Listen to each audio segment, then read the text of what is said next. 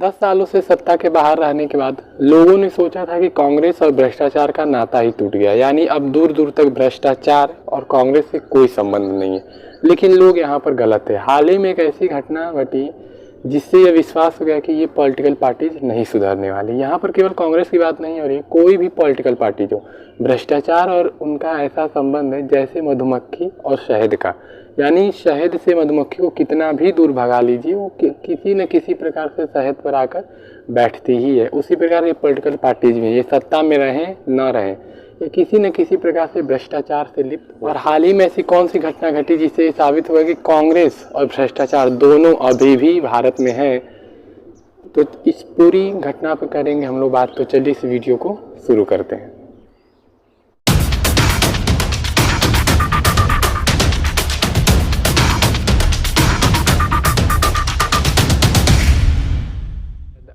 इससे पहले अगर आप इस चैनल पे नए हैं तो चैनल को सब्सक्राइब करें और वीडियो को लाइक जरूर करें, जिससे कि हमारा भी मोटिवेशन बना रहे और आपको नई नई इन्फॉर्मेटिव वीडियो दी जा सके।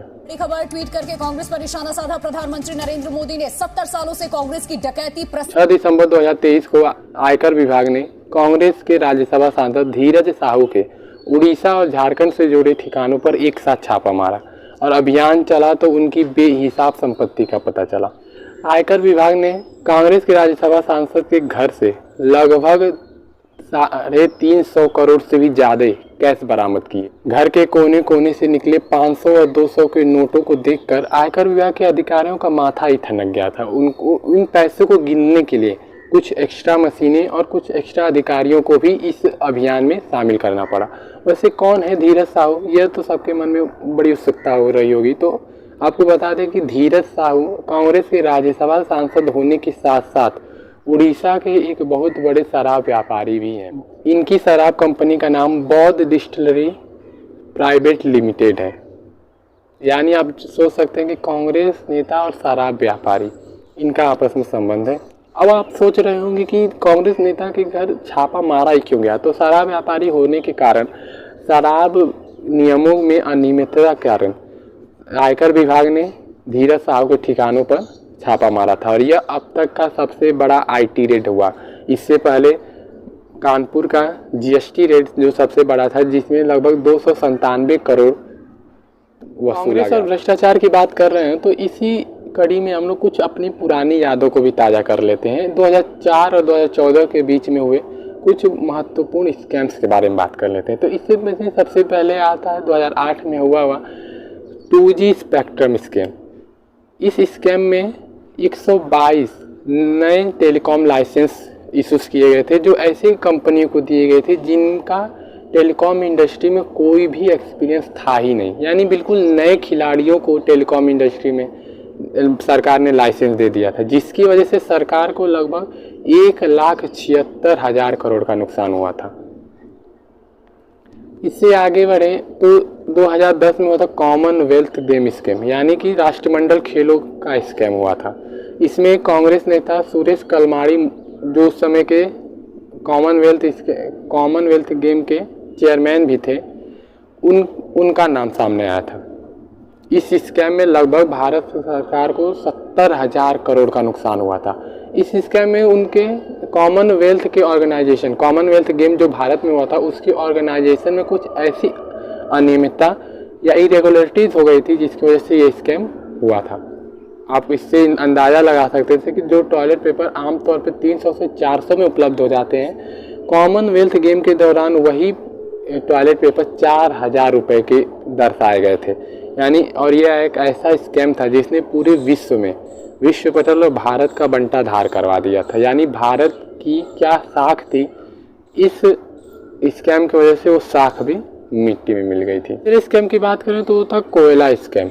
2012 में हुए इस स्कैम का उजागर कैग ने अपनी रिपोर्ट में किया था, जिसमें ये कहा गया था कि जो कोयला की खदानें थी उनकी माइनिंग के लिए जो ऑक्शन कराए जाने थे उसमें अनियमितता बरती गई थी और इस स्कैम के तहत भारत सरकार को 1,86,000 करोड़ का नुकसान हुआ था। यानी आप सोच सकते हैं कि उस समय घोटाले कितने नियमितता होती थी, कानून जो बनते थे उसमें अनियमितता हो जाती थी, लेकिन घोटाले करने में नियमितता बरती जाती थी। अगली घोटाले की बात करें तो ये था आदर्श हाउसिंग घोटाला। इसमें क्या था, इसमें इस घोटाले में सेना के अधिकारियों या सेना के जवानों के लिए महाराष्ट्र में 31 मंजिला इमारत बनाई गई थी जो सेना के जवानों के लिए आवंटित करनी थी, लेकिन वहाँ की सरकार ने इस फ्लैट को अपने नेताओं और सेना के कुछ उच्च अधिकारियों के बीच औने पौने दाम में बेच दिया था, जो कि एक बहुत बड़ा घोटाला था जो हमारे सेना के अधिकारियों के साथ किया गया था। अगले घोटाले की बात करें तो ये था सत्यम स्कैम। यह भारत का सबसे बड़ा अकाउंटिंग फ्रॉड था जिसमें लगभग 14,000 करोड़ का नुकसान भारत सरकार को हुआ था। या ये स्कैम की पूरी वैल्यू ही 14,000 करोड़। ऐसा नहीं है कि केवल कांग्रेस ही घोटाले करती है, एमपी और कर्नाटक जैसे राज्यों में कुछ घोटाले बीजेपी के भी सामने आए। जैसे कर्नाटक में इस चुनाव के दौरान कांग्रेस ने यह आरोप लगाया था कि कर्नाटक सरकार 50% वाली सरकार है, यानी किसी भी काम को करवाने के लिए जनता को सरकार को 50% कमीशन देना पड़ता था, जिसकी वजह से वो चुनाव हार भी गए थे। मध्य प्रदेश की बात करें तो इसमें व्यापम घोटाला सामने आया था जो कि अब तक का सबसे बड़ा परीक्षा घोटाला था, यानी कि इस घोटाले में लगभग 2,000 करोड़ का नुकसान हुआ था।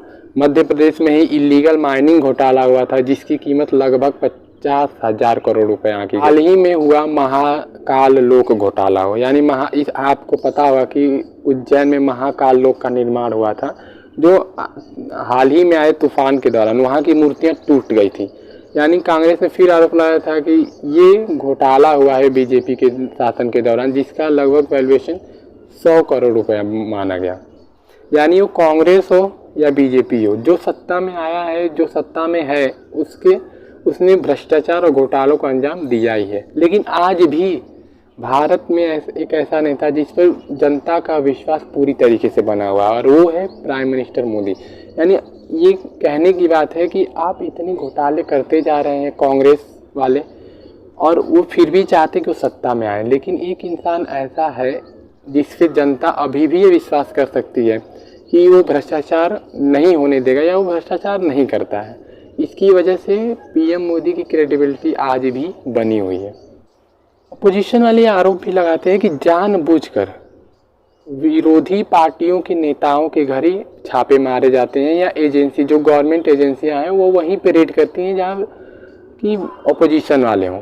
तो आपको एक आंकड़ा देते चलते कि 2004 से 2014 के बीच में इन एजेंसियों ने लगभग 112 रेड किए थे, लेकिन 2014 से अब तक इन एजेंसियों ने 3,000 से ज़्यादा रेड कर लिया है, जबकि इन रेड में 95% ऑपोजिशन लीडर के यहाँ ही रेड हुआ है। यानी ऑपोजिशन का भी आरोप कहीं ना कहीं सही साबित होता है कि जितनी भी गवर्नमेंट एजेंसियां जितनी भी रेड करती हैं उसमें ज़्यादातर ये विरोधी पार्टियों के घर ही होती है। इसका मतलब ये तो नहीं कि बीजेपी में आने के बाद जितने भी लोग हैं वो भ्रष्टाचार मुक्त हो जाते हैं या बीजेपी में रहने वाले जितने भी नेता हैं वो भ्रष्टाचार करते ही नहीं हैं, लेकिन एजेंसियाँ ज़्यादा से ज़्यादा विरोधी पार्टियों के नेताओं के यहाँ ही छापा मारती हैं। तो इस पे आपका राय क्या है और बीजेपी की में इसमें इन्वॉल्वमेंट हो सकती है या नहीं, आप कमेंट करके ज़रूर बताएं।